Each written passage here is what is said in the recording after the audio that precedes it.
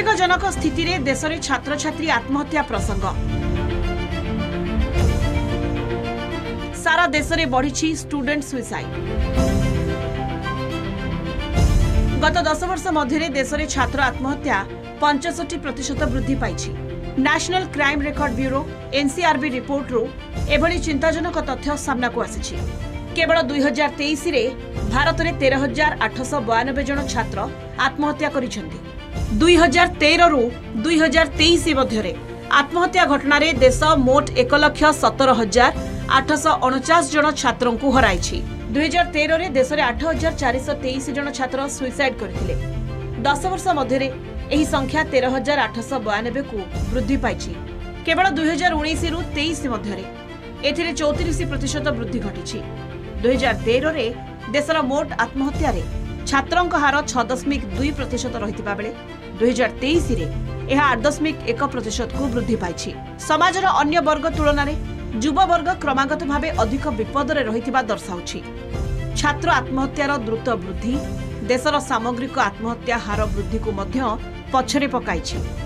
यह मानसिक स्वास्थ्य, पाठपढ़ा चाप, प्रेमजनित विफलता और युवपीढ़ी सामना करुवा सामाजिक अर्थनैतिक चाप को नहीं प्रश्न उठाई।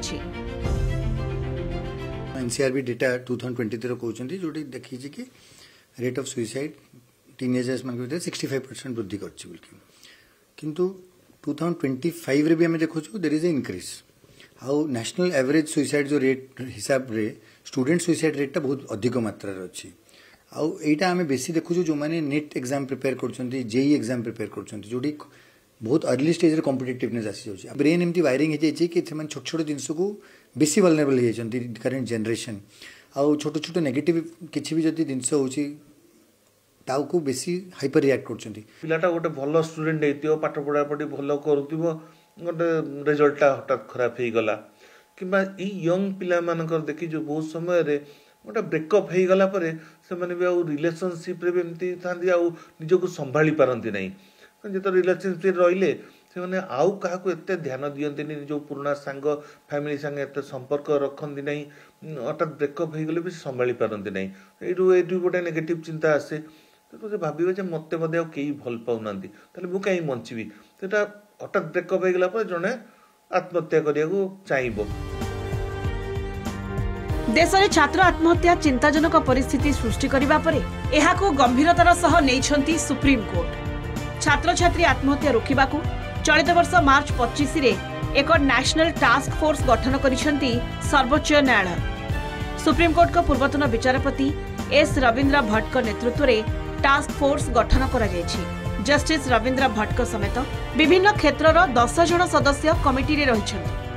छात्र छात्री मानसिक स्वास्थ्य रे उन्नति, उच्च शिक्षा क्षेत्र में स्टूडेंट सुइसाइड को रोकिबा टास्क फोर्स रो लक्ष्य। कमिटी छात्र मानक मानसिक स्वास्थ्य समस्या, शिक्षानुष्ठान रे आत्महत्या निवारण एवं प्रतिषेधकमूलक पदक्षेप सुपारिश करबा उपरे गुरुत्व देबे। एही कमिटी मुख्यतः आत्महत्यार विभिन्न कारण यथा पाठपढ़ा चाप, भेदभाव, आर्थिक बोझ एवं मानसिक स्वास्थ्य सह जड़ित सामाजिक विभेद आदि को चिन्हट करिवे। छात्र कल्याण एवं मानसिक स्वास्थ्य संपर्कित नीति नियम कार्यकारितार विश्लेषण करिवे। शिक्षानुष्ठानर ढांचा को सुदृढ़ करबा एवं एक शैक्षिक परिवेश सृष्टि करबा पई संस्कार प्रस्ताव देबे।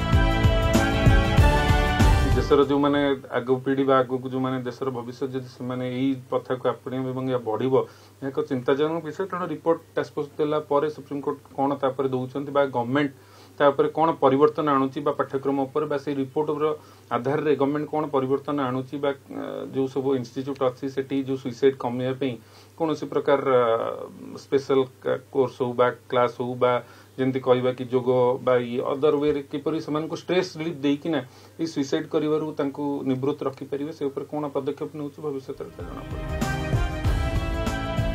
छात्र आत्महत्या वर्तमान एक संवेदनशील और गुरुतर जातीय समस्या पलटिछि। सठिक काउंसलिंग, परिवार और पारिपार्श्विक लोकों सहयोग न मिलिले छात्र छात्री मध्य आत्महत्या बढ़ुछि। एथिपई आवश्यक पदक्षेप ग्रहण करबा जरूरी। Bureau report, Kalinga TV.